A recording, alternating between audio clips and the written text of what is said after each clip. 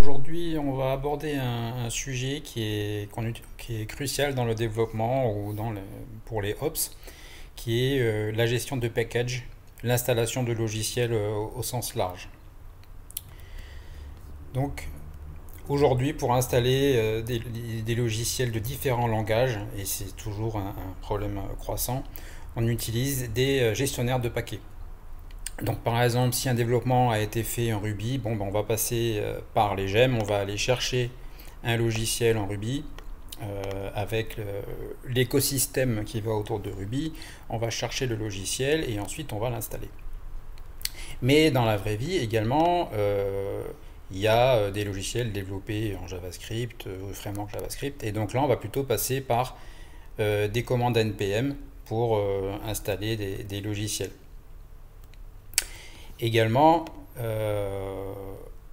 des efforts ont été faits pour contourner ce genre de problématiques, puisqu'à ça, j'ai donné des exemples NPM, Ruby, mais on peut aussi partir sur APT. Enfin, vous voyez que le nombre de paquets, de gestionnaires de paquets, est vraiment très important. Je reviendrai sur une petite liste par la suite.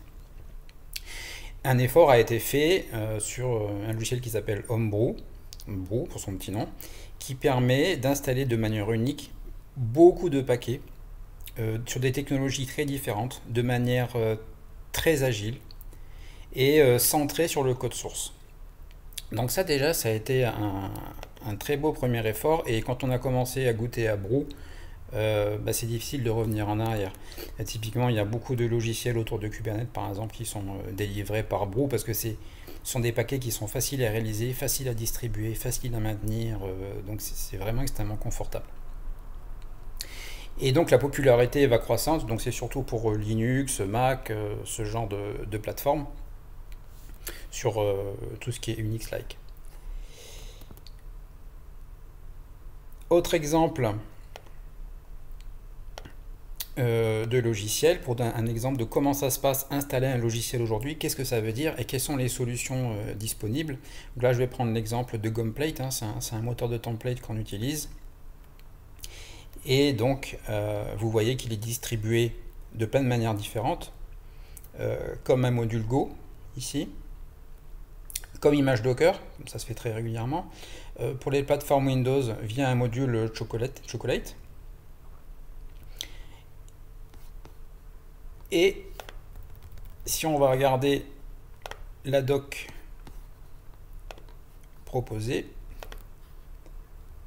voilà, donc je vais regarder sur l'installation et vous allez voir que l'expérience, voilà, on commence par Brew parce que c'est ce qu'il y a de plus simple à maintenir, c'est ce qui permet d'être le plus près du code source et donc de jouer également avec les versions de manière très confortable. Donc une fois qu'on a Brew, c'est la première option ici par exemple pour Gumplate.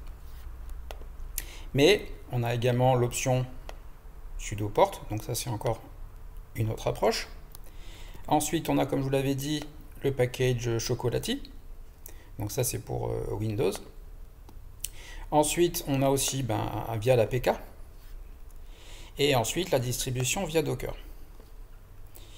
Et également l'approche... Alors... Voilà. Et ensuite l'approche directement avec Go. Et également via NPM. Donc là vraiment je pense qu'on a un bon catalogue. Et à la fin, on voit apparaître une nouvelle option, t.xyz. Et cette option-là, en fait, elle mérite vraiment un soin particulier, et c'est vraiment le but de la démo de ce jour. Donc vous voyez que l'install, déjà curieusement, elle est extrêmement simple, et puis comme vous verrez plus tard, on n'a pas besoin d'un accès route. Donc ça déjà, ce sont des éléments qui sont vraiment à prendre en compte, et qui ont fait l'objet en fait d'une PR. Donc on va commencer les choses par la fin.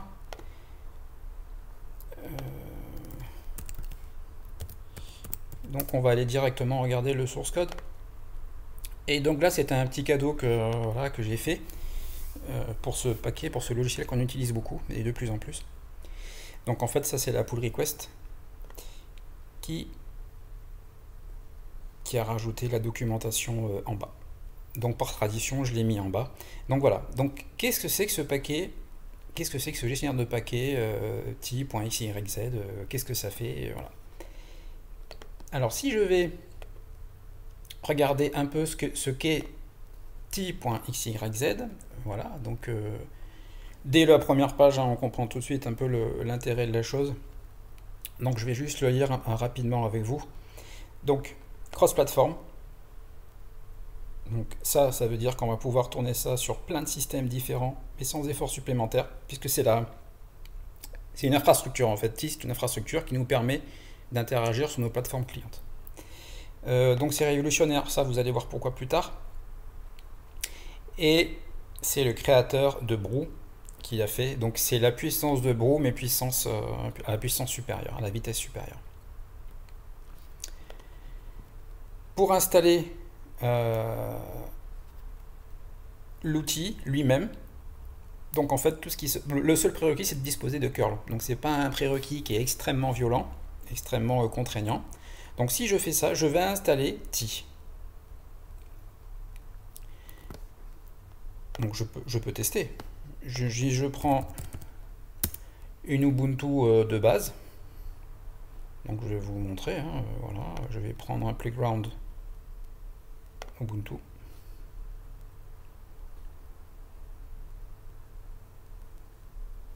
Voilà, c'est démarré.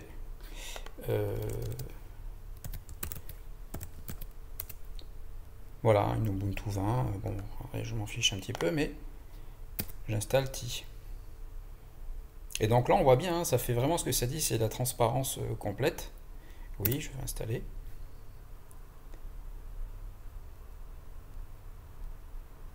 Donc il a marqué quelque chose d'intéressant. Il a parlé de Pantry à un moment donné. Donc là déjà on voit que l'interface utilisateur, le TUI est vachement agréable, c'est coloré, c'est du Markdown en fait.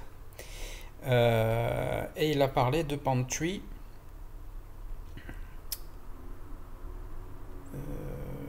Voilà. Donc là vous voyez que Ti est installé, donc c'est extrêmement rapide et extrêmement simple, il n'y a aucun prérequis. Qu'est-ce que ça permet de faire? Donc en fait, c'est le script qu'on vient de passer, on installe. Et qu'est-ce qui se passe? C'est qu'en fait, il installe dans votre home. Donc il n'y a pas, c'est rootless là aussi. Donc il n'y a pas besoin de privilèges particuliers, c'est très facile à installer et surtout ça n'impacte pas les systèmes. Donc en fait, c'est vachement sécure. Je vais essayer de vous faire la version la plus simple. Ensuite, ça va parler de Pantry. Donc maintenant, on a parlé de package. On va voir quels sont les packages en cours. Donc Pantry, c'est là où sont les logiciels. Donc si je vais sur ici, je vais sur le site web. Voilà. Donc je viens ici et je vais sur Pantry. Et là, en fait, c'est le catalogue de mes applications. Donc par exemple, on voit que j'ai CMake, wget, glib. En fait, il y a tous les logiciels qui sont packagés et une liste vraiment croissante. Et quelle liste? En fait, alors ça, on peut la revoir immédiatement. Donc il y a une issue dédiée pour ça, puisqu'on est quand même beaucoup à contribuer et c'est une repository qui est extrêmement active. Donc si, quand je dis que c'est extrêmement actif, déjà on peut voir le nombre de contributeurs. Voilà, donc c'est...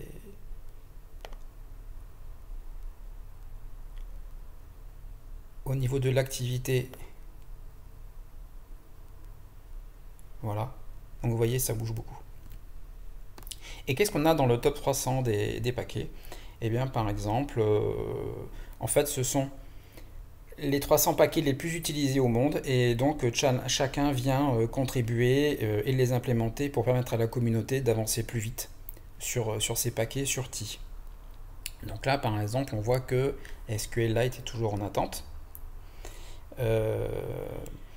Moi qui utilise pas mal, si je vais, par exemple, moi j'utilise pas mal DuckDB, Donc, je vais aller sur la repository qui est dédiée. Donc, Pantry a sa propre repository. Et là, voilà. Donc, elle est publique, hein, forcément. Et je vais chercher dans les pull requests directement, tant qu'à faire. DuckDB. Voilà. Donc là, on voit que DuckDB est disponible directement sur Ti. Et c'est qu'un exemple parmi d'autres. Donc DuckDB qui lui est compilé avec un makefile en C++, pour la petite histoire. Donc là, vous voyez qu'il y a OpenSSL qui est disponible. La collection est vraiment très large. Il n'y a pas SQLite, j'aurais envie de dire, pas encore. Qu'est-ce qu'on a d'autre comme intéressant dans le pipe ou déjà implémenté?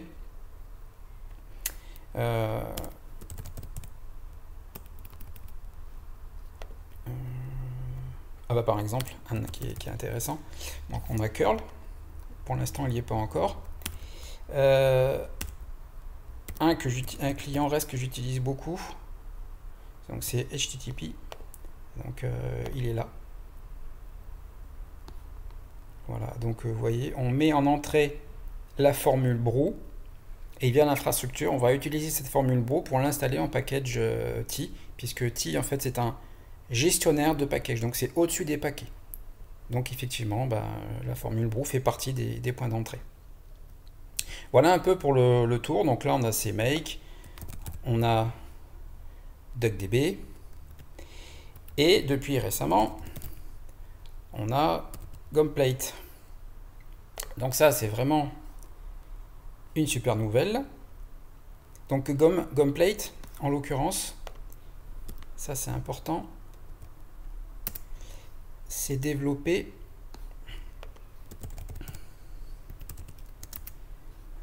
en Go. Alors moi je suis pas un spécialiste de Go, loin s'en faut. Mais pour les projets Go, il y a un fichier qui est vraiment très important.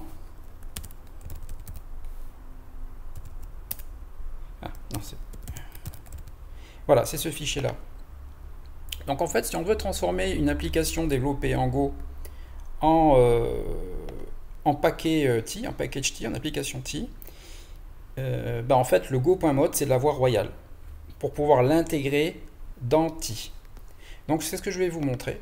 Là, comment ça s'est fait, puisque là, pour le coup, c'est moi qui ai contribué. Donc, on va aller sur la repo. On va aller sur la Pantry, puisque c'est là qu'habitent les applications, et c'est là que tout le job se fait.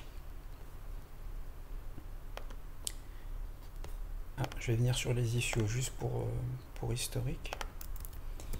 Donc là, je cherche. Donc avant de demander un logiciel, on regarde d'abord s'il n'existe pas. Ça c'est, ou s'il n'est pas dans le pipe. Voilà. Donc là, on voit qu'il y a une pull request, on voit qu'il y a une issue. Voilà.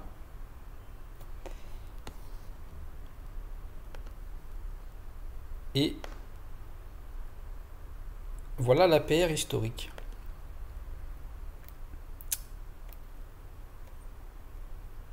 Voilà, voilà. Donc là, ce que je vais faire, c'est que je vais effacer la branche. Et en quoi ça consiste?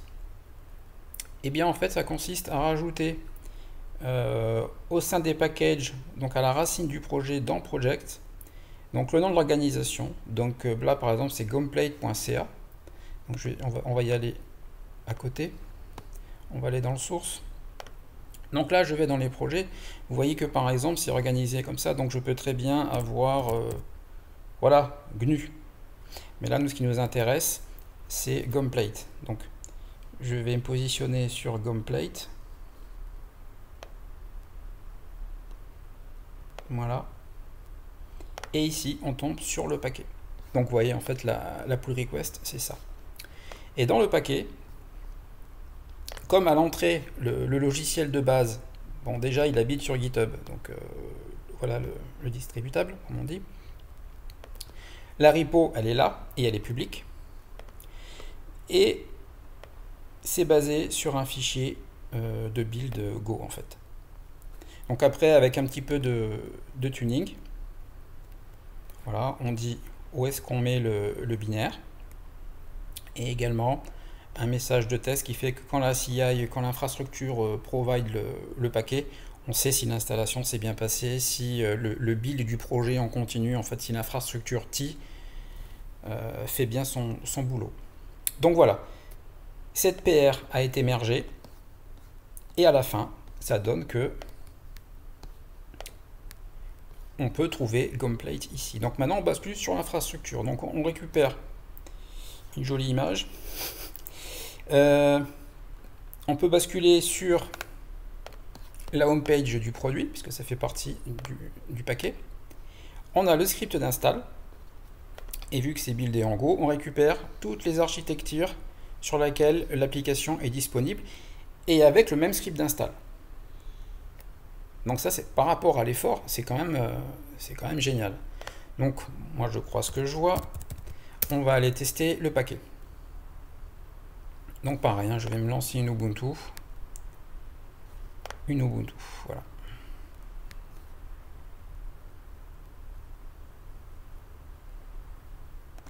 Ok. Tout ce que c'est que là, j'ai rien installé. Je veux juste avoir Gomplate.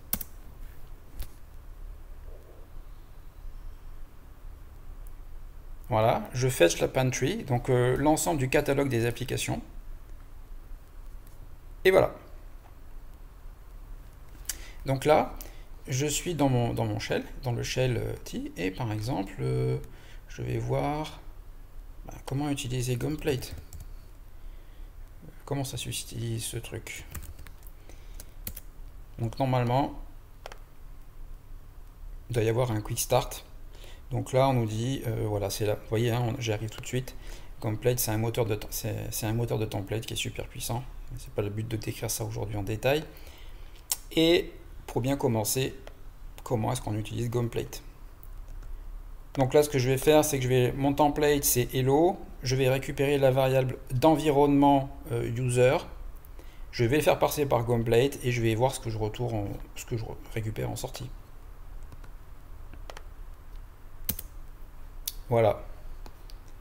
Donc là, le user sur Killer Coda, c'est cassé internal. Donc voilà, ça marche. Mon moteur de template est disponible. Donc ça fonctionne. Et derrière, c'est toute la chaîne de build, toute l'infrastructure T qui a fait le boulot. Donc c'est quand même assez génial. Ça nous ouvre. Donc là, je vous ai montré la partie utilisateur final. Mais il y a énormément d'autres bénéfices. Donc par exemple, où est-ce que c'est? Donc on peut aussi utiliser T pour dire utilise ce logiciel mais ne l'installe pas. Ça le met comme dans un bac à sable. Donc vous gardez votre environnement super propre. Et une partie qui est vraiment très intéressante. Donc en fait c'est celle-là.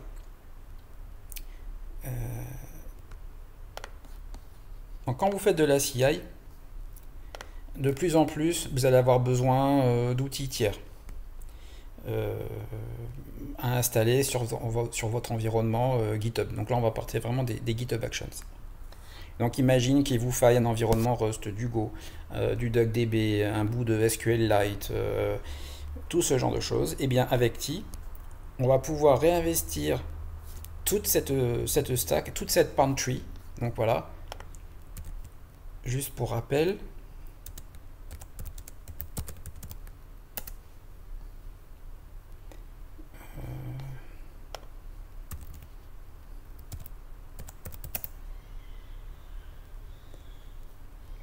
On va aller sur la pantry.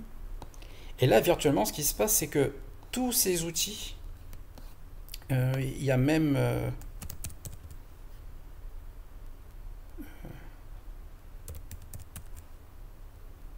je crois qu'il y avait même c'est OpenAI. OpenAI Python. OpenSSL. Donc tout ce catalogue est disponible juste avec une ligne dans vos GitHub Actions. Et là, en fait, vous allez définir votre runtime. Donc là, on parle d'une GitHub Action, mais ça peut aussi bien être un projet sur votre machine de dev. Donc vous dites qu'on utilise l'action TXYZ. Et là, on va venir positionner un runtime avec la version. C'est tout ce qu'il y a à faire. Et on laisse T faire tout le boulot, aligner les environnements, fixer les chemins d'exécution. Tout se fait juste avec ces petites lignes de code. Et sachant que une fois que l'application a été créée sur la Pantry, en fait, tout est corrélé avec les numéros de release. Donc dès qu'une release est faite, par exemple sur Gomplate, elle va être disponible dans la foulée sur Pantry. Voilà.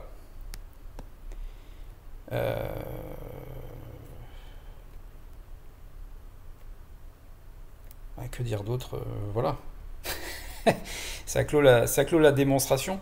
Vous voyez la puissance de l'outil et surtout sa simplicité d'utilisation. Et puis pour contribuer quand même, ça se fait. Moi je ne suis pas un développeur Go et j'ai quand même réussi à contribuer. Sachant qu'après il y a des patterns qui finissent par se dégager. Donc par exemple, s'il y a un paquet brew en entrée, ben, on va avoir la recette de cuisine pour le faire. Également, pour toujours accélérer la release de paquets. Donc là, vous voyez, hein, si vous voulez contribuer, alors je vais faire un peu de ménage.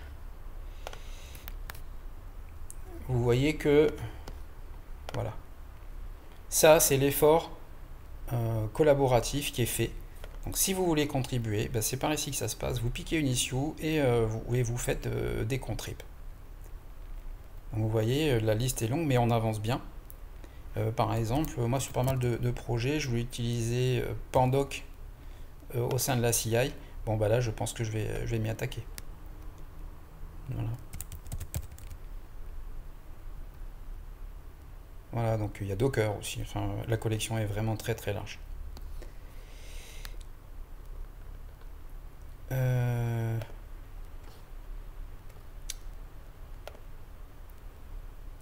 Ce que je voulais vous montrer, c'est comment, alors de mémoire,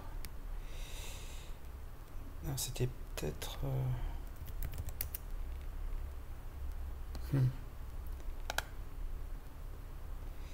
c'est peut-être sur le CLI ou ici.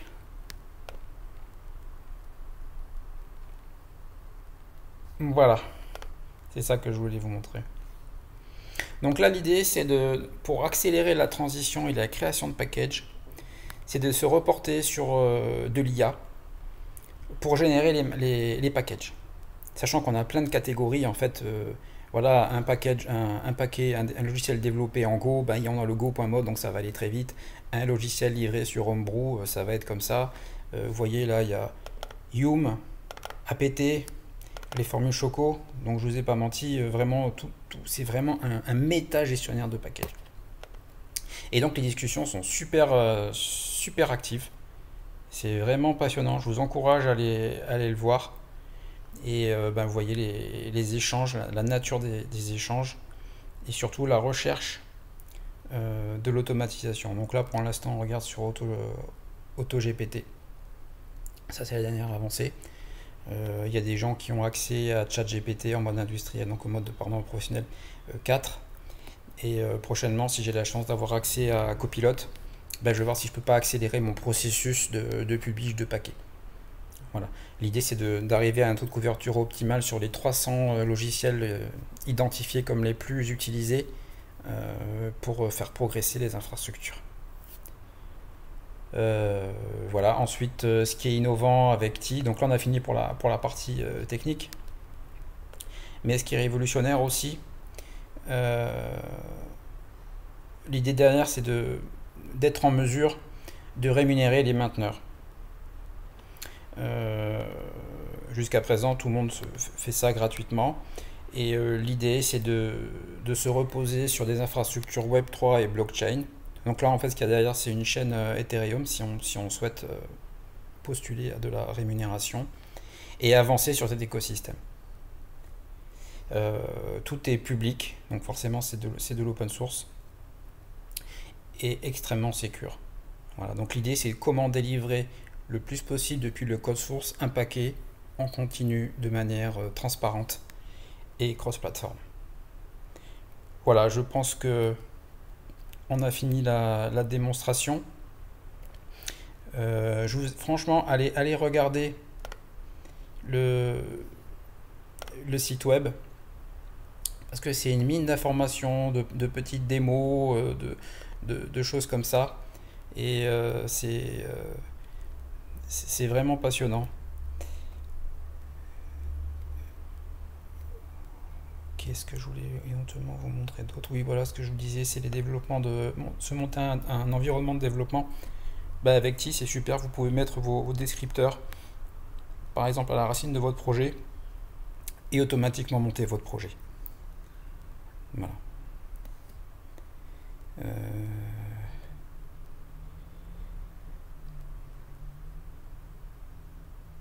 Voilà. Donc ça aussi c'est super pratique, vous le faites pointer vers un SH et il va s'occuper de vous faire l'install comme vous voulez.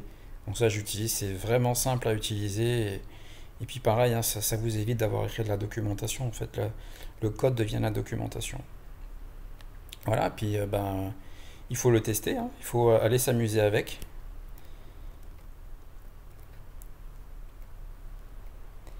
Et là voilà, donc les contributeurs. Bon, moi je pense pas y être. Ah bah si. Voilà, j'y suis. Voilà, donc un seul chemin. Ti.xyz. Également, donc il y a le Discord. Et il y a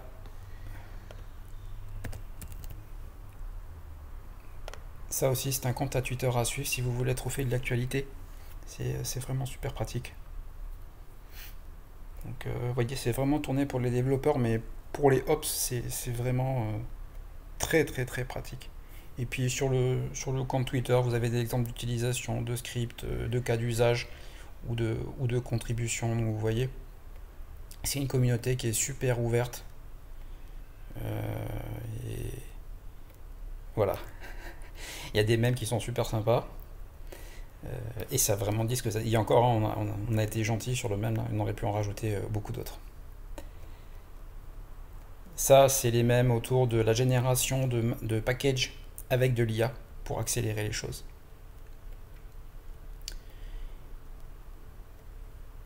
Et le système, un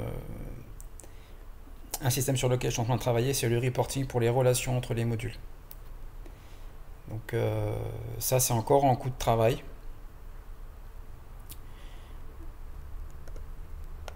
Et Brookit. Donc ça, c'est toujours pour accélérer la capacité à travailler des paquets dans un certain format vers un autre format. Ça, c'est un travail en cours sur lequel je reviendrai, mais l'idée, c'est de faire du reporting sur les relations entre les paquets. Donc dresser une cartographie de tous les paquets utilisés au plus près de leur source. Donc pour l'instant, c'est encore en cours de build. Donc ça, c'est un side project. Hein. Mais voilà, donc par exemple, là où les projets sont le plus hostés, maintenant je suis capable de faire ce genre de rapport. Donc pour l'instant, c'est sur GitHub. Et voilà, donc ça c'est vraiment un projet qui est en cours, mais vu que tout est public, on peut faire ce genre de travaux. Voilà, ça clôt la démo du jour. J'espère que ça vous aura été profitable et surtout n'hésitez pas à expérimenter et à faire de retours ou encore mieux des contributions sur la pantry de T.xyz. Bonne journée!